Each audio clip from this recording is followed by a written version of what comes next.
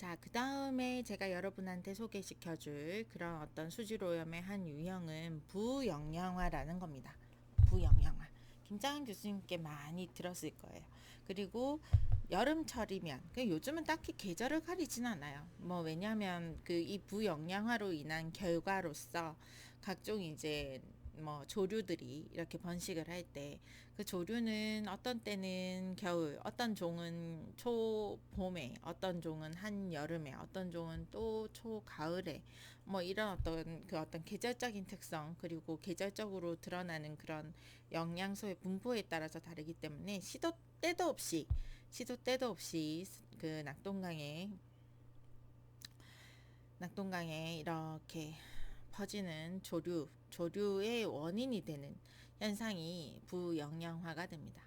부영양화는 수계로의 영양염류, 즉 질소와 인, 우리 영양염류라고 불러요. 질소와 인을. 자, 꼭 기억해 두도록 합시다. 유기물을 영양염이라 하지는 않아요. 왜냐하면 CH 뭐 이런 것들은 C나 탄소나 수소 같은 건 정말 필수적인 것들이거든요. 그런데 그 생명체의 필수적인 원소가 탄소, 수소, 산소, 질소, 인, 황 뭐 이렇게 나가잖아요. 그죠? 그래서 얘네들은 상대적으로 굉장히 많이 풍부해요. 솔직히. 그렇잖아요. 이산화탄소 그리고 물의 형태로 굉장히 풍부하게 존재를 하는데 얘네들은 쉽게 또 얻을 수 있는 애들이 아니야. 얘네들은. 그래서 이게 있으면은 사실상 생명체가 더 잘 자랄 수 있잖아요. 여러분이 영양제 먹듯이 더 잘 자랄 수 있는 이러한 성분들을 우리는 영양염류라 합니다. 물 속에서 주로 염의 형태로 존재하기 때문이에요. 그래서 뭐 암모니아성 질소, 아질산성 질산성 질소 뭐 이런 것들이 이제 해당하고 인산염, 뭐 이런 식으로 존재를 하게 됩니다. 그래서 이 질소인은 사실상 제가 1학년 때 여러분한테 환경과학 시간에 전지구적 질소의 순환, 전지구적 인의 순환에 대해서 가르친 바가 있듯이 자연계에서 자연스럽게 순환하면서 어디에나 있을 수 있는, 단지 그 양이 차이가 있을 뿐 어디에서나 있을 수 있는 이러한 물질들이에요. 이러한 물질들인데 이것이 물 수환경 안에 좀 과다하게 존재할 때는 얘네들을 먹고 사는 조류의 폭발적인 번식을 일으키게 됩니다. 그래서 대부분의 자연적으로 건강한 수계는 어느 정도의 부영양화가 진행되어 있는 상황이라고 볼 수 있으면 돼요.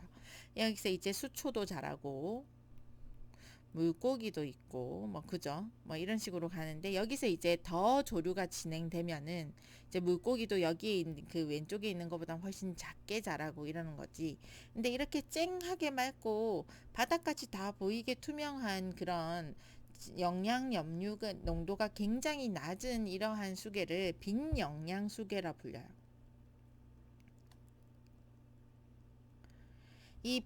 그러니까 영양분이 빈곤하다라는 뜻이지.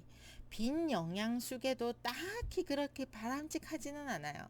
왜냐하면 생명체가 살려면 즉 식물성 플랑크톤부터 시작해서 동물성 플랑크톤, 그걸 먹고 사는 물고기 이런 식으로 생태계의 먹이사슬이 풍부하게 촉발이 되려면 수생태계 안에서 생태계의 먹이사슬이 풍부하게 촉발이 되려면 사실 질소와 인, 황 이런 것들이 필요하다는 거거든.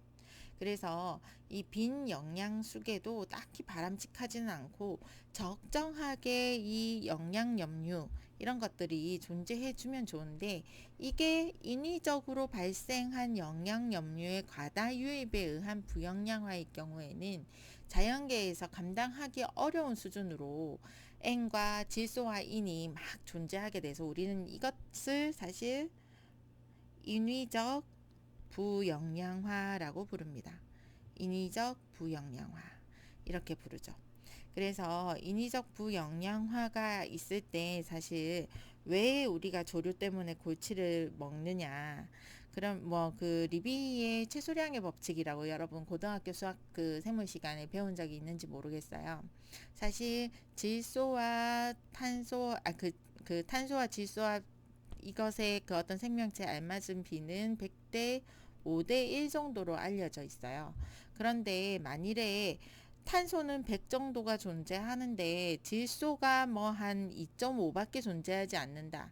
그러면은 탄소가 100이 있다 하더라도 100대 5대 1을 맞추기 위해서 50대 2.5대 0.5만큼이 있는 것만큼만 생명체가 활용을 할 수 있다는 얘기예요.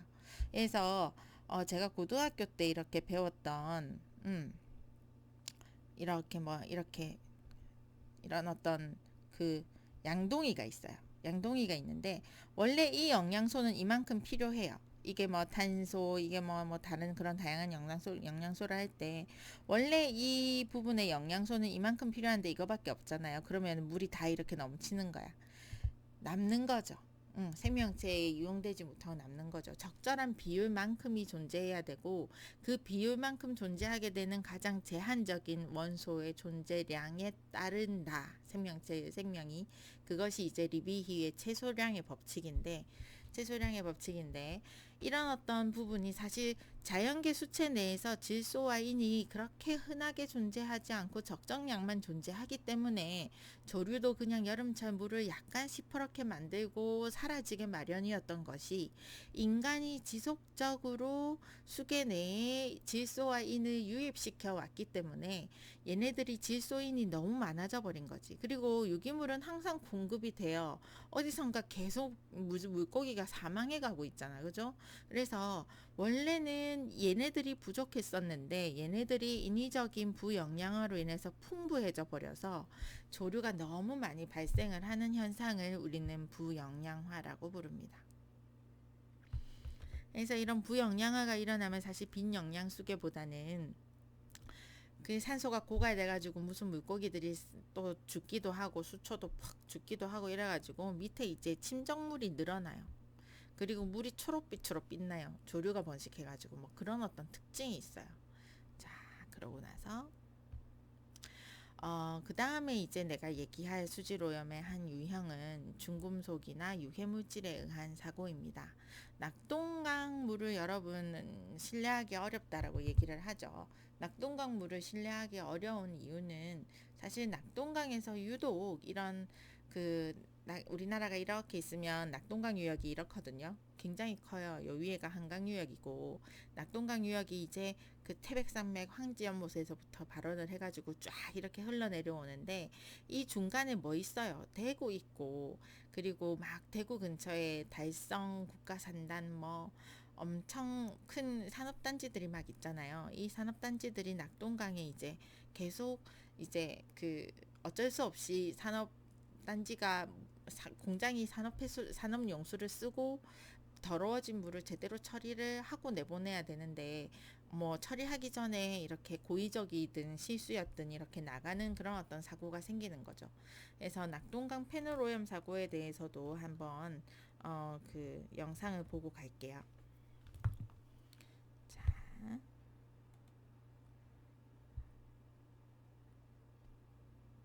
집값은 오르고 물가는 치솟는데 내 월급은 제자리. 살이돈이 필요하다.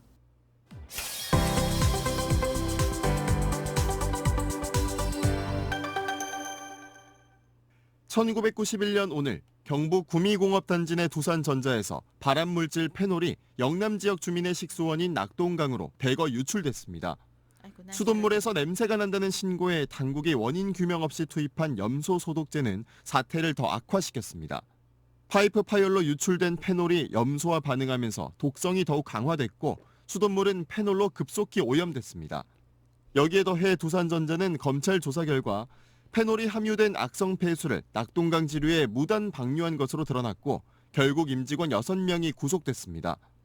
수돗물은 바로 국민의 생명수라는 인식에서 결국 국민 생명을 보호하고 범죄와의 전쟁 차원 똑같은 차원에서 철저히 수사를 했습니다. 두산그룹은 피해 배상을 약속하며 대국민 사과를 했습니다.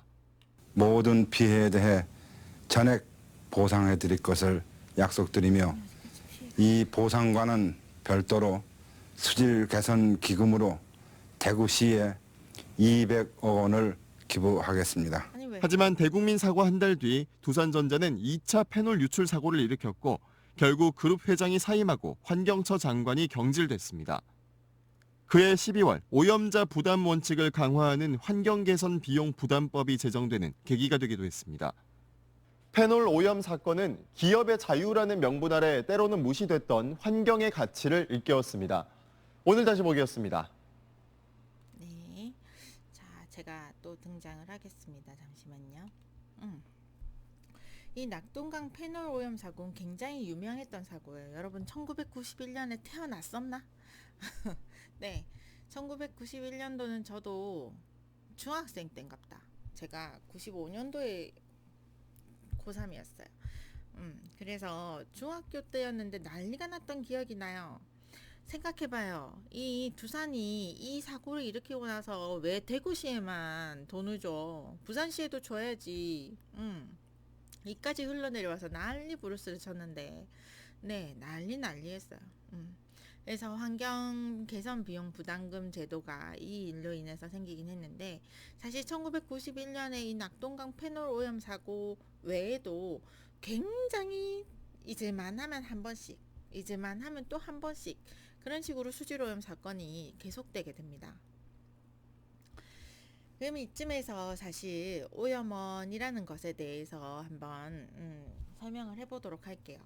교과서에는 어디에 있냐면 오염원이라 교과서는 35페이지에 있습니다. 점오염원은 가정하수, 공장 폐수, 비점오염원은 강우시 도시지역이나 농경지, 산림지역 유출수라고 이렇게 해놨는데 수질오염에 있어서 오염원의 종류를 지금 여기 이 페이지에서 제가 설명을 할 거예요. 오염원의 종류 두 가지로 특히 나눌 수 있다는 거죠. 점오염원과 비점오염원. 점오염원은 일반적으로 그 유출구가 명백합니다. 유출구가 굉장히 눈에 딱 보여요. 저기서 나오네. 일반적으로 정지되어 있고 움직이지 않고 고정되어 있습니다. 그래서 발전소나 공장 또는 도시의 하수 배출구와 같이 하수 처리장의 유출구 하나 더 적을게요.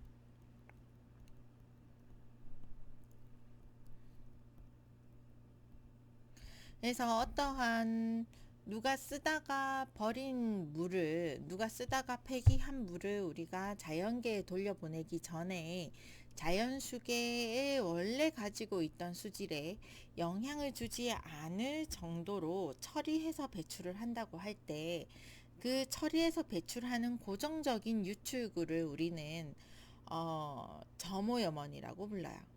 그래서 하수처리장 유출구가 여기에 들어가는 것이 여러분이 조금 의아할 수도 있는데 의아해하지 마요. 의아해하지 마요. 왜냐하면 하수처리장 유출구에서 가끔 배출하지 않아야 되는 수준의 그 어떤 그 처리 수질도 나갈 수도 있으니까 그런 거예요. 그리고 원래 자연 수계가 항상 우리가 처리한 물보다는 더 깨끗하다라고 생각을 하는 게 바람직하죠. 그래야 하고 어떤 경우에는 너무 기본적으로 하천이 오염되어 있어서 하수 처리장 유출수로 오히려 희석 효과를 내는데도 물론 부산 안에도 있기는 한데 대부분 하수 처리장에서 우리가 쓰고 난 물을 처리해서 보낼 때는 자연계에 배출해도 그 원래 방류되는 그 수계, 그러니까 어쨌든 물 쪽에 보내야 되잖아요. 그죠?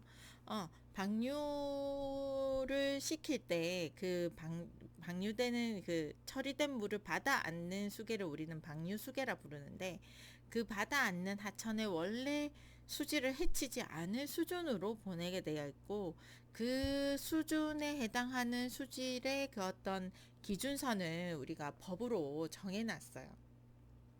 그래서 점오염원은 이제 일반적으로 정지된 오염원, 폐수 배출시설, 하수 발생시설, 축사 등등으로 관거 수로 등을 통하여 일정한 지점을 통해 수질 오염 물질을 배출하는 배출원을 의미합니다.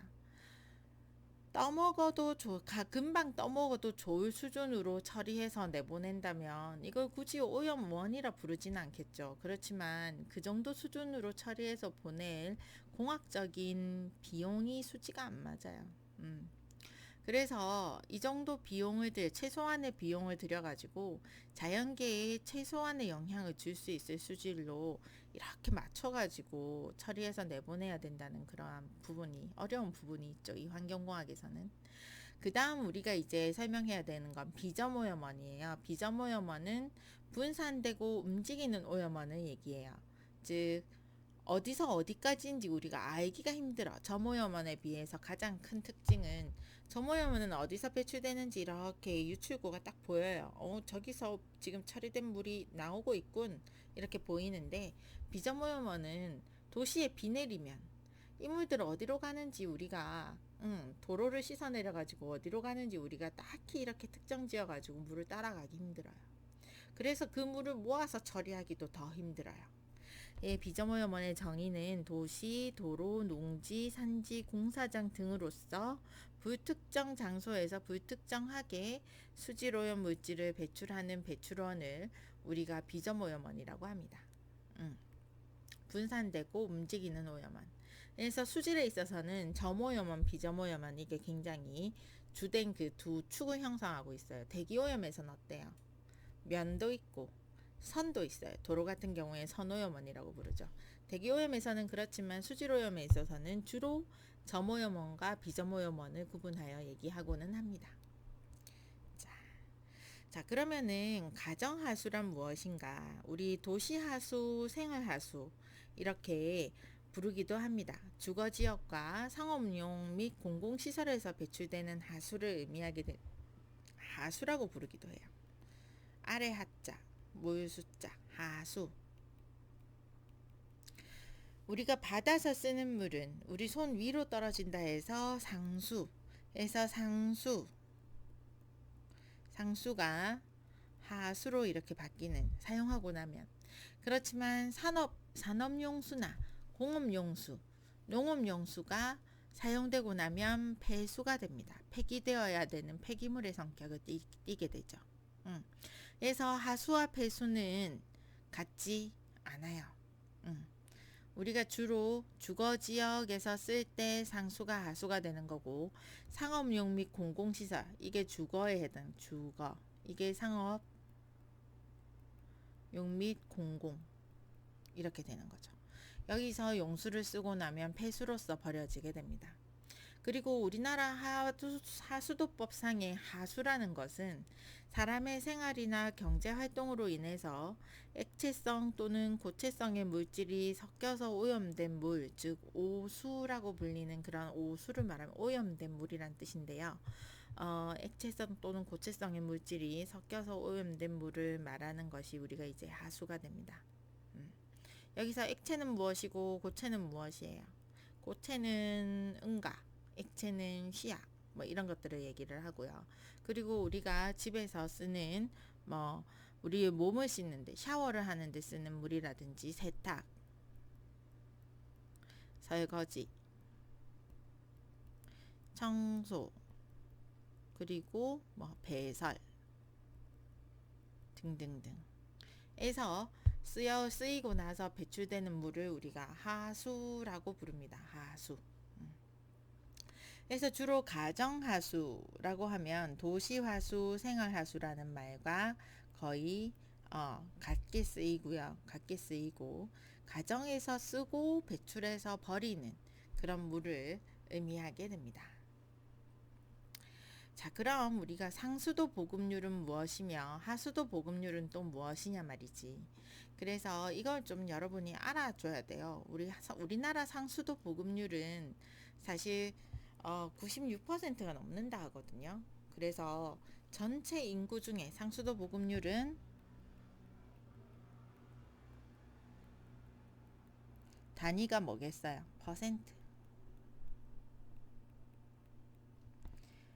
퍼센트로서 전체 인구, 꼭 우리나라 아니어도 돼요. 금정구의 전체 인구 또는 부산시 전체 인구, 이런 전체 인구 중에 수돗물을 사용할 수 있는, 아이고야 지우개.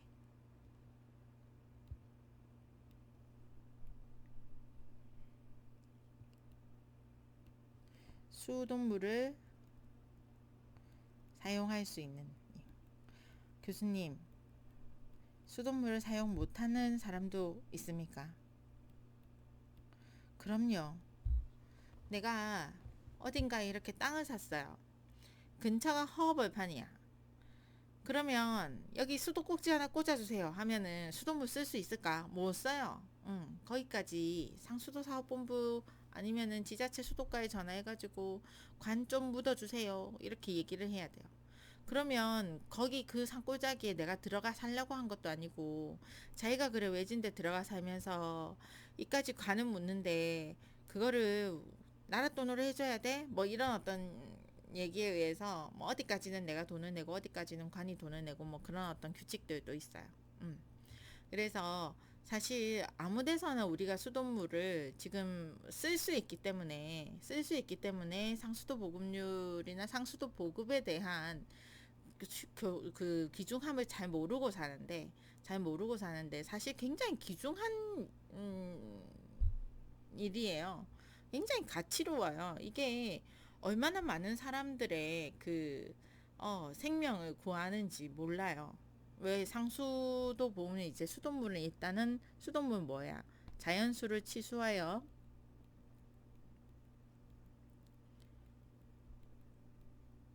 정수 처리 과정에 의해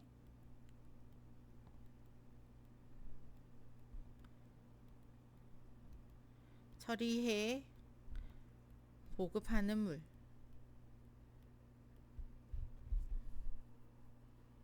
그래서 얼마 전에 이 수돗물에 사실 인천에서 뭐 나왔어요. 깔따구. 그지? 깔따구 나와가지고 온 나라가 발칵 뒤집어졌잖아요. 그죠? 우리나라 사람들은 기본적으로 수돗물에 대한 가치를 굉장히 저렴하게 돈을 주고 굉장히 당연하게 누리는 줄 알아요. 근데 사실 인천시 상수도 사업본부에서 잘못하긴 했어. 왜 그런 어떤 일이 일어났는지를 제가 여러분 뭐 대면 수업하면은 사실 설명해 줄 텐데 정수 처리 과정을 결국 잘 운전을 하지 못했어요. 전문가란 사람들이 나쁘지. 게을렀던 것일 수도 있고. 그래서 이 정수 처리 과정에 의해서 처리해서 보급하는 물의 중요성은 어마어마합니다. 그렇습니다. 그리고 사실 하수도 보급률은 또 어떻느냐면 지금 상수도 보급률 현재 우리나라 전체 지표가 96% 이상일 거예요. 그러면 우리나라 국민 10명 중에 100명 중에 96명은 바로 수도꼭지에 접근해가지고 수도꼭지를 틀면 깨끗한 물을 칼칼칼 받아 쓸 수 있다는 얘기예요. 그걸로 머리도 감고 세수도 하고 할 수 있다는 얘기지. 하수도 보급률 또한 마찬가지예요. 굉장히 중요한 지표인데 하수도는 이 또한 퍼센트의 단위를 가져요. 전체 인구 중에 하수 처리 분군에 거주하는 인구의 비율을 얘기해요. 인구 중에 본인이 발생시킨 하수를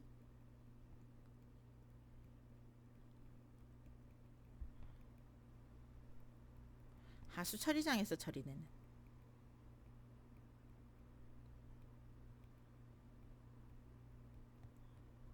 인구의 비율을 얘기해요. 그렇지 않을 수도 있습니까? 어이구, 그럼요. 우리나라 지금 촌에 가면은 하수도 보급률이 40%인데도 많아요. 아직. 그러면은 그 마을에 사는 사람의 40% 정도만 이렇게 아침에 용변을 보고 나면은 그 용변이 이렇게 수세식으로 이렇게 하수 처리장으로 하수관을 따라서 흘러가는 그러한 시설을 보급받은 곳에 살고 있다는 그런 인구가 되는 거죠. 그럼 나머지 60%는 하수도 보급률에 잡히지 않는 사람들이 하수를 버리는 건 그냥 집 밖에 아니면 인근 하천에 멀리 흘러가면서 좀 깨끗해져라 이렇게 보내는 거지. 그래서 아니면은 푸세식, 그죠? 그러면은 어때? 하수도 보급률에 하수도 보급률에 잡히는 그러한 사람들, 하수처리 분구라고 불러요. 이 하수처리 분구는 하수처리장을 하나 지으면 이 지역에서 나오는 하수는 다 관망으로 이렇게 해가지고 여기로 모아가지고 처리하겠다라는 뜻이거든요. 이거를 우리가 하수 처리 분구라 불러요. 그래서 뭐 내가 이 아파트를 사면 이 아파트는 수영 하수 처리장 분구, 해운대 가서 산다면 여기는 해운대 하수 처리장 분구, 이런 식으로 달라질 수 있는 거죠. 그래서 이런 사람, 그 하수 처리, 하수도의 그 어떤 혜택을 받는 사람들은 본인이 아침에 배설한 응가를 내일 다시 만나야 할 일이 없어요. 그 즉시 그냥 물 흘려내려보면서 안녕 하면은 얘네들은 정화조에서 얼마간 머물렀다가 하수처리장으로 갈 거거든. 물론 이걸 전공하는 여러분은 또 만날 수 있어요. 만약 수영하수 처리장에 살면서 수영하수 처리 분구에 수영하수 처리장에서 일하면서 수영하수 처리 분구에 거주해요. 뭐 동래구라든지 뭐 이런 데 거주를 한다면 오늘 아침에 내가 응가한 응가를 내가 출근하면 또 하수 처리장에 도착해 있겠지. 그렇게 만날 수 있겠지. 그렇지만 내 응가를 알아볼 수는 없겠지. 네. 왜냐하면 이미 물에 희석이 돼가지고 막 형체도 없이 그렇게 들어오니까 대장균이 어마어마해요. 그래서 이 하수도 보급률과 상수도 보급률에 대해서 설명을 했는데, 사실 지금 우리나라가 이 상수도 보급률과 하수도 보급률이 무려 100년 안에 어마어마한 진전을 이루었거든요. 우리 하수도 보급률은 1970년대 초반에 1977년인가 73년인가 서울의 중랑하수 처리장이 제일 1번 하수 처리장이었어요. 그러면 70년, 그러니까 지금으로부터 채 60년이 안 됐잖아요. 그죠? 60년이 안 됐어요. 100년도 채 안 됐어요. 그 이전엔 하수도 보급률을 우리가 산정할 수가 없었어. 하수 관거나 이런 것들이 있었겠지만 다 하천으로 그냥 흘러갔지. 그죠? 그리고 상수도 보급률도 마찬가지예요. 우리가 언제부터 수돗물을 썼겠어요. 전쟁통에 다 없고 막 그랬거든요. 그래서 상수도 보급률과 하수도 보급률을 우리나라는 100년 안에 도 안 되는 기간에 거의 100%에 준하는 비율로 무엇을 깔았어요? 상수도 보급 수송 관망을 깔았고 하수 관망을 깔았어요. 이 도시를 거대하게 지탱하고 있는 이 땅 밑에서 이 도시의 물의 공급과 물의 처리를 거대하게 지탱하고 있는 상수 관망과 하수 관망을 채 100년이 안 되는 시기에 다 깔았다는 거예요. 어마어마한 거예요. 이건 진짜 어마어마한 실적이에요. 그래서 개발도상국에서 그렇게들 보러 온다. 보러 와가지고 뭐 보고 가나 다 땅에 묻혀 있는데 정수처리장 보고 가고 하수처리장 보고 가요. 우리 전공이 그런 전공이에요. 그래서 여러분이 정수처리장 운전할 수도 있고 하수처리장 운전할 수도 있어요. 얼마나 귀중한 일이에요. 우리의 그 어떤 우리가 버렸던 응가가 다시는 우리와 접촉할 일이 없게끔 안전하게 배제해주는 역할을 하는 엔지니어가 여러분이 됩니다. 자, 그래서 이 나라 지표를 한번 가볼게요.